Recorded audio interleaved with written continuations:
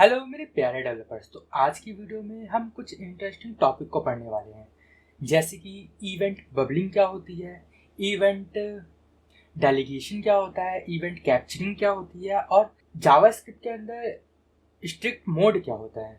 ठीक है, तो इससे पिछली वीडियो में हमने पढ़ा था कि इवेंट लिसनर किस तरीके से काम किया जाता है और हम किस तरीके से HTML एलिमेंट को जावास्क्रिप्ट के अंदर पकड़ के रखते हैं एंड उसके ऊपर कोई टास्क परफॉर्म करते हैं। तो अभी हम पढ़ते हैं बबलिंग क्या होती है। बबलिंग बेसिकली जावास्क्रिप्ट का डिफ़ॉल्ट बिहेवियर होता है। अब ये बिहेवियर किस तरीके से काम करता है अभी मैं दिखाता हूँ। ये मैंने पहले से थोड़ा सा कोड लिखा हुआ है HTML का, कुछ भी ज़्यादा नहीं है। एक डिव बनाया है, डिव के अंदर एक स्पैन बनाया है एंड स्पैन के अंदर एक बटन बनाया है एंड इसको थोड़ी सी स्टाइलिंग दे दी है। एक तो क्या दिया है मैंने, डिव को थोड़ा सा स्टाइल दिया है, कुछ भी नहीं है, विद और हाइट दे रखी है एंड स्पैन को भी विद और हाइट दे रखी है एंड कुछ कलर कर रखा है।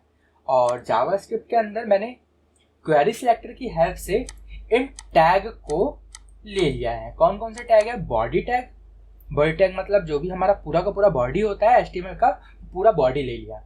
एंड क्या लिया है मैंने, डिव, जो कि अभी मैंने टैग दिखाया, फिर उसके अंदर स्पैन था एंड उसके अंदर बटन था। बस इतना ले लिया है। उसके आगे मैं करके दिखाता हूँ एंड इसको एक बार मैं अपने ब्राउजर को ओपन करके दिखाता हूँ कैसा दिख रहा है।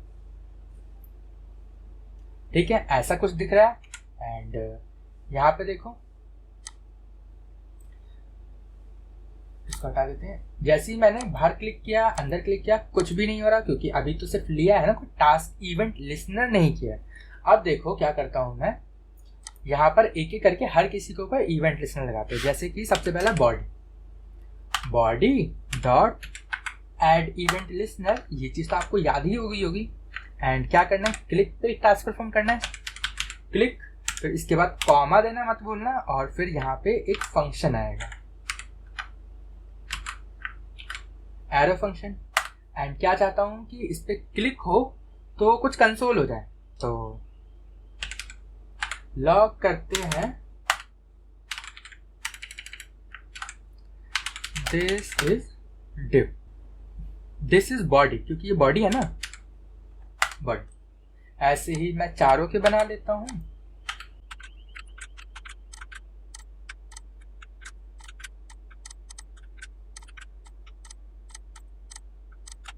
ठीक है, अब देखो, अब ध्यान देना, जैसे कि मैं क्लिक करता हूं यहां बॉडी के ऊपर तो क्या प्रिंट होगा। अगर मैं डिव पे क्लिक करता हूं तो ये प्रिंट होना चाहिए एंड स्पैन पे क्लिक करता हूं तो ये चीज़ कंसोल में आनी चाहिए एंड बटन पे क्लिक करता हूं तो ये आना चाहिए।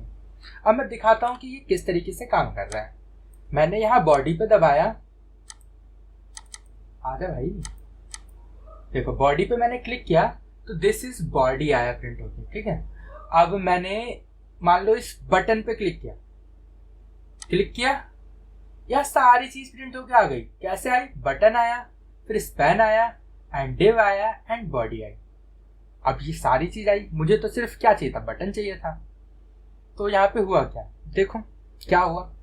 सबसे पहले गौर करना, ये जो बटन है ये किसके अंदर है, इस स्पैन के अंदर है। ये स्पैन किसके अंदर है, इस डिव के अंदर है एंड ये डिव किसके अंदर है, इस पूरी बॉडी के अंदर है।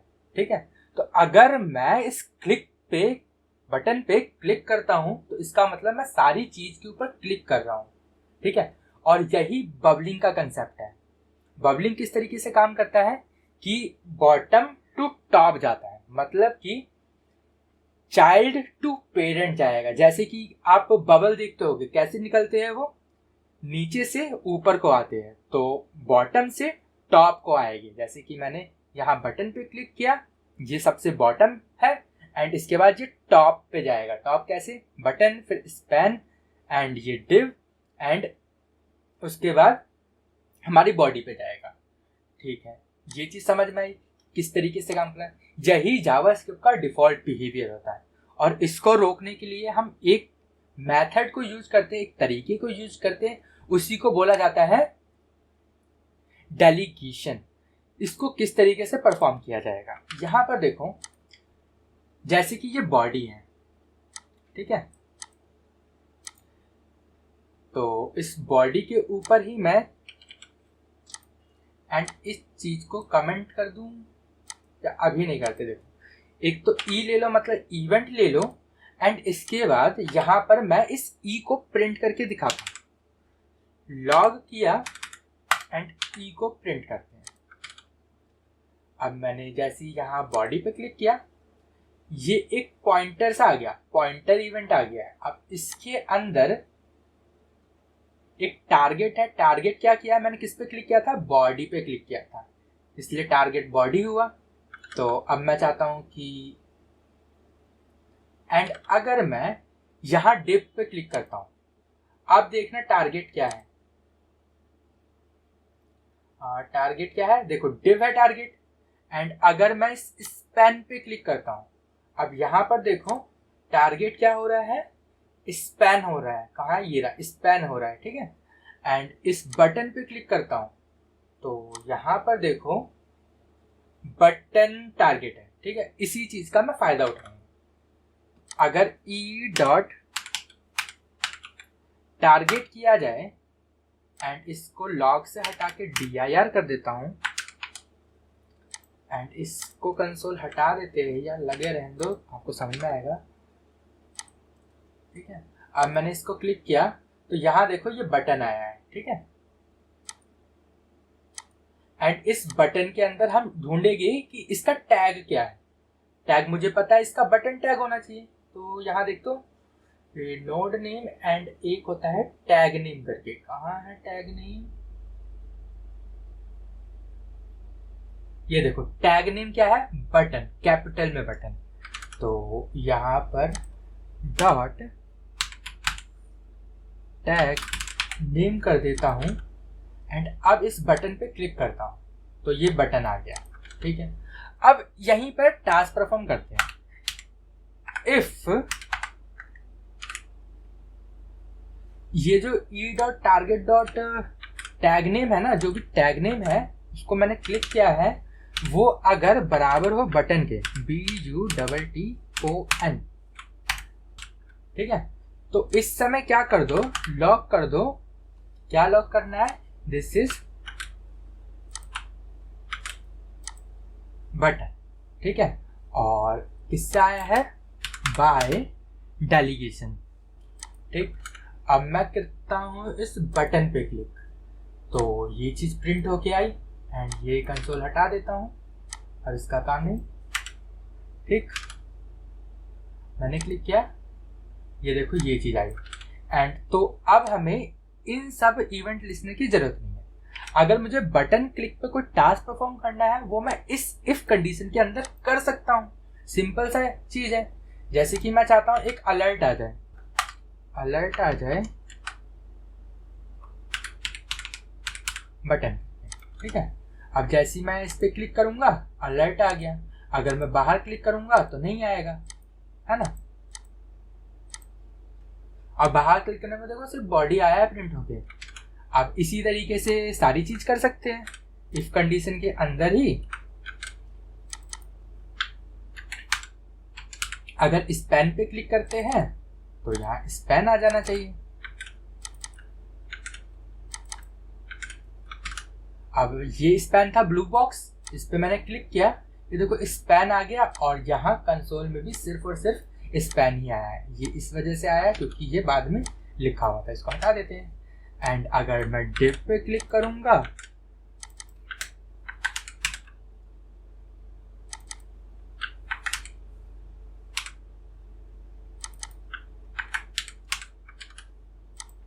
अब मैंने इस डिव पे क्लिक किया तो देखो डिव वाला बॉक्स आ गया। और अगर मैं बॉडी पे क्लिक करूंगा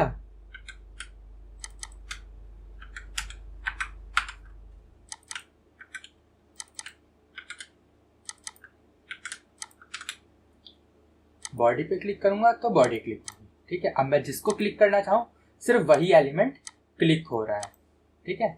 नहीं तो पहले क्या हो रहा था, सारे के सारे एलिमेंट क्लिक हो जा रहे थे, ठीक है। तो अगर बटन क्लिक पे कोई टास्क परफॉर्म करना है तो इस इफ ब्लॉक के अंदर करेगी, स्पैन के अंदर करना है तो इसके अंदर, अगर डिव के अंदर करना है तो इसके अंदर, एंड बॉडी के ऊपर करना है तो इसके ऊपर, ठीक है। ये चीज आपको समझ में आई। अभी हमने दो कंसेप्ट पढ़ लिए, कौन कौन से, एक तो बबलिंग पढ़ लिया और एक हमने डेलीगेशन पढ़ लिया, ठीक है। एंड इसको मैं कमेंट कर देता हूं। एंड अब पढ़ते हैं हम कैप्चरिंग क्या होती है। एंड जैसे हमने पहले बनाया था, क्या बनाया था, बबलिंग के अंदर, तो बबलिंग के अंदर बनाते हैं। बबलिंग के अंदर जिस तरीके से मैंने लिया था, क्या लिया था मैंने, सबसे पहले body dot add event listener and इसके अंदर क्लिक कॉमा एंड ये एंड एरो फंक्शन एंड इसके बाद, ठीक है। अब यहाँ लॉक करा दिया था, पहले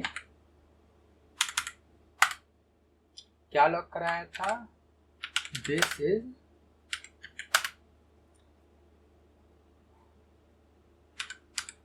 बॉडी, ठीक है। ऐसे ही मैं दोबारा से चारों बना रहा हूँ कैप्चरिंग को समझने के लिए, ठीक है। अब मैं क्लिक करके दिखाता हूँ यहाँ पर।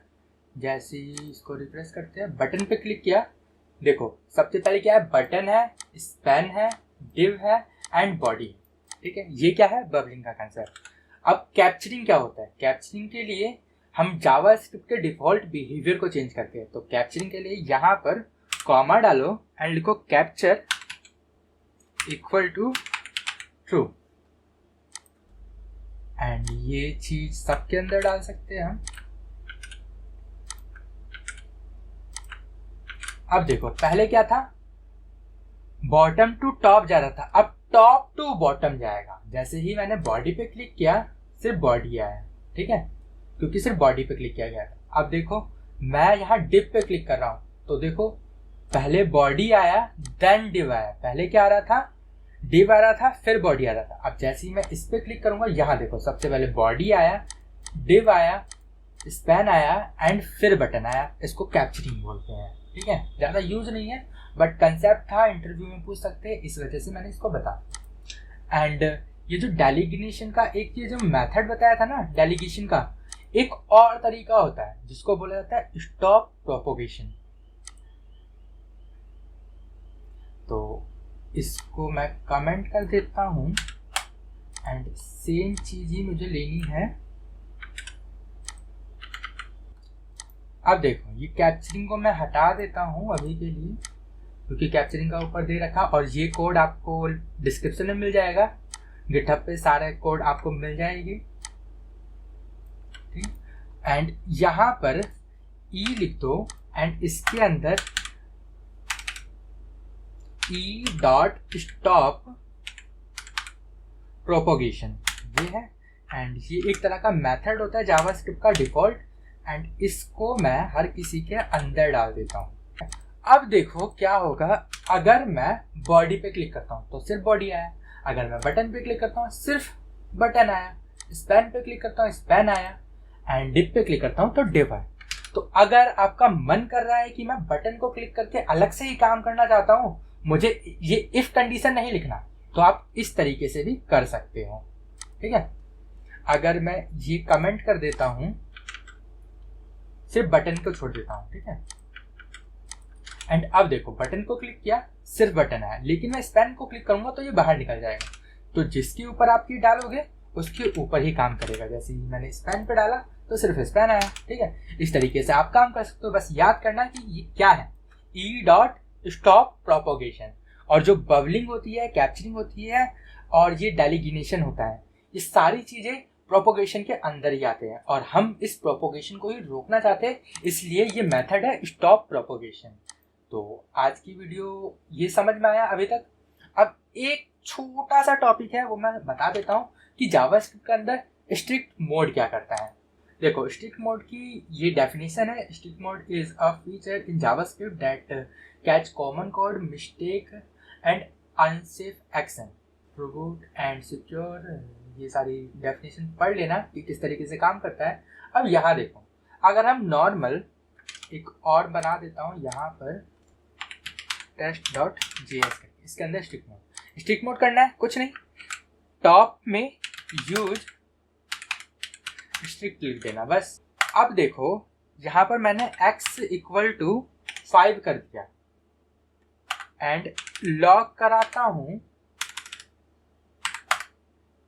x को एंड यहाँ मैं रन करता हूँ। ये देखो एरर दे दिया। अगर मैं इसको कमेंट कर दिया, ठीक है, स्ट्रिक्ट मोड हटा दिया है, अब मैं इसको रन करना चाहता हूँ, ये देखो ये तो रन हो गया। तो स्ट्रिक्ट मोड क्या करता है, जो भी हम छोटी मोटी मिस्टेक करते हैं जो कि नहीं रन होनी चाहिए, ये कोई वेरिएबल नहीं है, हमने ना लेट वेर कॉन्स्ट कुछ भी डाला नहीं एंड यूज कर लिया, तो जावास्क्रिप्ट नॉर्मली तो चला देता है, लेकिन इसको स्ट्रिक्ट मोड में यूज करेंगे तो ये नहीं चलेगा।